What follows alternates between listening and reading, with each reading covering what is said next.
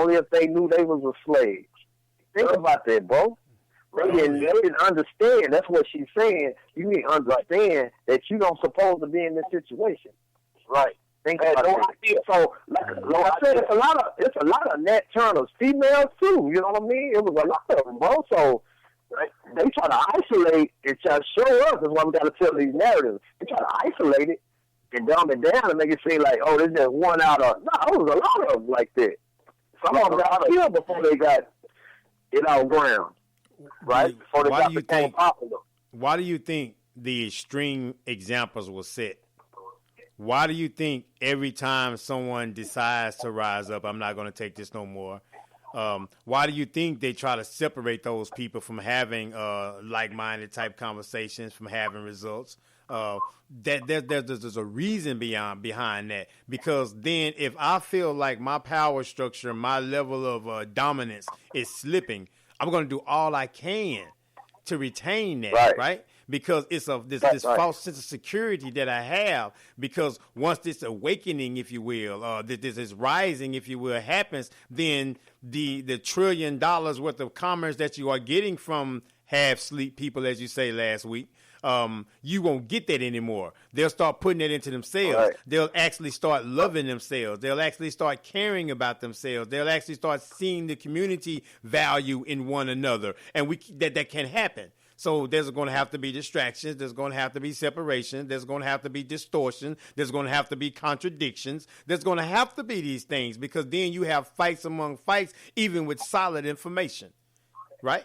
Right. Because and so the wheel keeps spinning. The winners keep winning. The losers keep hating on the winners that's winning. And the losers don't even realize they're losing because they're not even awake enough. They're not even knowledgeable enough to know that they're losing. Right. They satisfied just being in the game. Right. That's the reason why, man. Because there's stuff set in place for that. And why you think so much of the history is hitting? Why you think so much of our history is taken away and distorted and separated? You know, why we don't look at value. Okay, I ask you this. You mentioned earlier about young people needs to look at that type of movie, Nat Turner type movies and history and stuff like that. What does that do to the average young person? Like, you take the average young person, I guess, say maybe 13 to 18, they look at that kind of movie. What do they get from that? What do they walk away with from watching that movie? Yeah, go ahead, Vincent. No, go ahead. I just wanted to say, everything needs to be balanced, though. You know what I mean? Like, when somebody watching something, you know what I mean, or listening to anything, you know, you gotta have talks about this stuff too. You know what I mean? Because you gotta understand the maturity and the level of the age of the person and the mature mind. Because you don't want to just show them inflammatory things like that without showing them other things that's balanced as well. So, you know, that's what I think. I just want to pop this movie in and show it to anybody. You know, we need to work on that, man. We need to work on organizing that.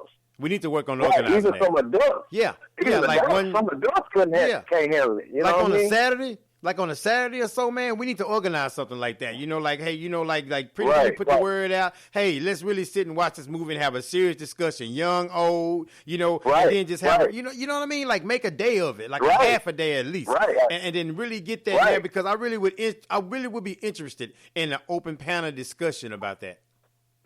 Most definitely, right? Let's work on that. Yeah, that's a great idea. Let's work and on also that.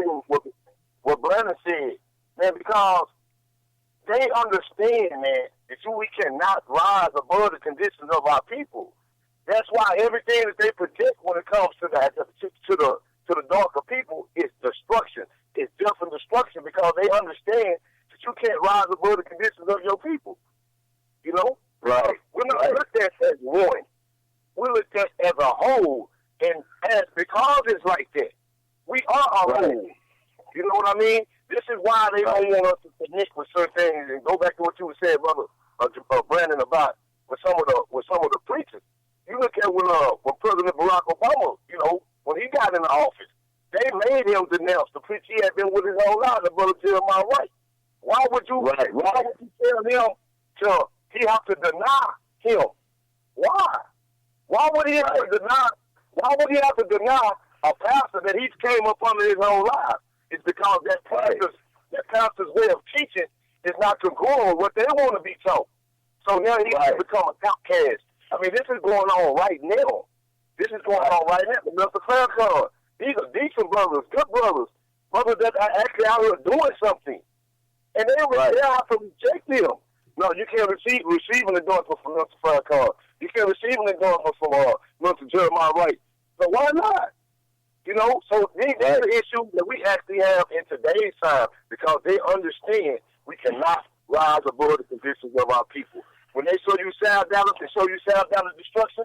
They're going to show you Houston and South Park and all that. They're going to show you all the destruction. That's going to be in every city, in every state, and pretty much every country when you're dealing with people of color. They show you death and destruction because that's all they want you to be able to see is death and destruction. And after of seeing that, you'll get to a point where you feel like it's useless and you start working as an individual.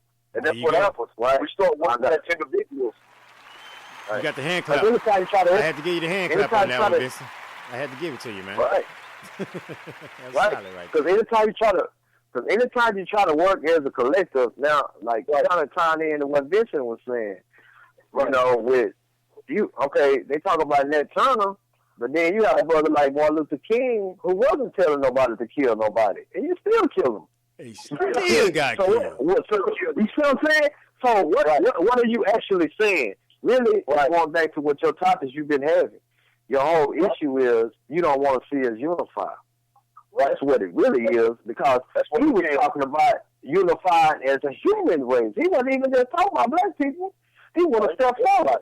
He was talking about humanity. Yeah, he was a humanitarian, really. Right. Well, he was a humanitarian, bro. He said black and white. He wasn't just talking. So what was your excuse for wanting to kill him then? But then he wasn't running around killing nobody. Yeah, when Malcolm came back from Mecca, he was saying the same thing, right? You know, unity, and guess what happened? Right. You see what I mean? So what's the message? You know what I mean? The message is we want to keep y'all divided, and we keep y'all divided, and it's about money and all this stuff too. So it's kind of what we're addressing, but. Hey man, sacrifice got to be made, and whatever measure whatever's going on, that was an extreme situation. We can't even imagine. We get mad at work, we get mad at traffic, and we want to go off. We can't even really imagine a net term, bro. We can watch that movie, but we cannot imagine because right now we talk like this. We say, "Hey, if that had been me, I'd have never been no slave." You would have though. If you was back then, you would have been a slave. I would have too. Now, we could have been a Roman slave. Or slave, but we'd have been a slave. Yes, sir. Speaking real. Yeah, no doubt, man. You have to be real with it. I mean, that's what it's about, though. If you ain't real, you're fake. You know, and if you're fake, you're not authentic. Right. And if you're not authentic, you're a copy. And if you're a copy, you are not the original. Hey, man, What's Frederick Douglass say? Frederick Douglass saying something as well. Frederick Douglass, he wasn't never comfortable, even though, you know, abolitionists and all that, it kind of helped him start speaking.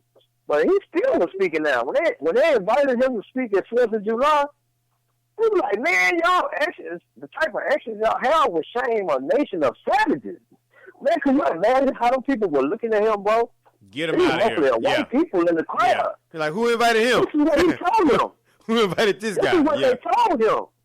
Yeah. He say, the way he say, why would you invite me to something like this? Like, I told him, oh, man, he lit that far, bro. That's why I'm saying, that's why I'm keep going back to this Nat Turner thing. It was a lot of Nat Turners. Exactly. We just talking about Nat Turner, but Frederick Douglass as well. What you think he read from? That's what he read about Nat Turner too, bro. Yes, sir. Yeah. You know what I'm saying? So that's why I say Frederick Nat Turner. It was thought out, bro. He knew what he was doing. He knew some of his history too from Africa. That's what they said in the books, bro. Not in the movie, but he kind of knew some of his history too. That's why I keep tying this into Moses. Moses knew his history in the Bible. He knew he was he was a Jew. He knew he wasn't the Egyptian, and he seen him. That's why he was fighting some of the Egyptians. So how solid though, man? How solid is your agenda right? How solid and how effective are you when you know who you are, right? Right. When you There locked you go. in, Now you hitting on something. when you locked in with who you are. I mean, not what nobody told you, not what nobody called you, right? Right. But what your divine creator created you to be. When you get locked in and tuned into that, oh man, that's some exciting stuff right there. You got yourself some stuff right there. You got yourself a leader. If he's locked into being a leader, he was born to be a leader. And then he finally realized leading is my thing. You know, a comedian, whatever it is, right? Once you locked into that right there, man, can't nobody stop you. And it flows so easily. And people don't understand. You're like, well, how did that happen so easy? Because that's what he was born to do. That's what she was born to do. That's what they were made to do. Right. You know, Nat Turner was made to rise. Right. Frederick Douglass was made to rise, to teach, to rise. All the leaders, all those that came before us, all those that sacrificed their lives for us to make a stand, they were born for that moment. 30 years, 35 years, 20-something years old, however old they were born for that moment, right? Emmett Till, even when he got killed, he was born for that moment. Whatever that moment was, whatever that meant, they was born for that moment. You, Brandon, you, Vincent, me, Shelton J, born for the moment. 2017. What's the moment? And so we locked into it, and so therefore no matter what comes, no matter what, whatever sacrifice, whatever high, low, medium, or whatever, take whatever come with it, because this is the moment, right? And this is the time. Right. And it's the perfect time. Any time is the perfect time. So you feel me? And so it's the perfect time, man, to say it, because that's why there's so much to say. There's so much to think about. There's so much to talk about, because the necessity is there. The harvest is plenty. It's wide open. And so we just fill in the lane in our path because we woke up and said, this is who God want me to be. This is who God made me born to be. Regardless of who got a problem with it, who like it, who don't like it. They rose. As you say back then. When Nat Turner say rise up, they had problems. Check this out. Yes, sir. Check this out, bro. Just like what you're saying. Even if you remember, they showed like a scene, you know, like you were talking about the son, you know, being the little boy. Mm-hmm. Hey, it was other people feeling what he felt. And they wasn't even preachers. Think about this now. Yeah. They wasn't preachers. They knew, hey, man, this ain't right. Some had told them it's deep inside that this is not right. And they was already rebelling. But he just lit that fire even more. You know what I mean? Because they just need some organization. And I'm just kind of tying this in. When you talking about being organized and structure and solutions, that's all they needed, bro. And that's what set it out, too. So they was organized. They wasn't just killing randomly. They had some plans, right? They concocted this plan, bro. And this is why I like what you're talking about, economic development and other things. But just like us with this radio show, you planned this, bro. And we talking about organization, so you see how they went. But there was some people, the other half of the story was not just a little boy, there was some other people that turned on him and betrayed him. Yes, sir. And that's very important for us to understand, too. These were some grown men. This wasn't no little kids that betrayed him. There were some people who knew the plans and told it. That's how the real story go, bro. What the dude say? What the butler say? Well, we dead now. We all dead now. Yeah. Yeah, that was something, bro. Look what you done went done. Hey, man, quit talking like that, man. I got a big house. I got a nice car. Why y'all complaining? Yeah, 2017. 2017. Right? I got good money. I got good money. Y'all can get it. Just like I went and got it. Why y'all still complaining? Yeah. There's no plots. There's no methods out here to keep you down. There's none of these. Hey, none of these things. Man, we heard Big Carson. What did he say? That was his name. What did he say? The slave ships. He said he was immigrant. Come on, man. Got people talking like that today. Look like us. Crazy, man. And that's the narrative that's being pushed out there. You know, and that's why I say now more than ever, unity in the community. I'm gonna keep saying that. I'm gonna keep believing in that. I'm gonna keep pushing for that. You heard me? Unity, because it's necessary. This ain't no trend.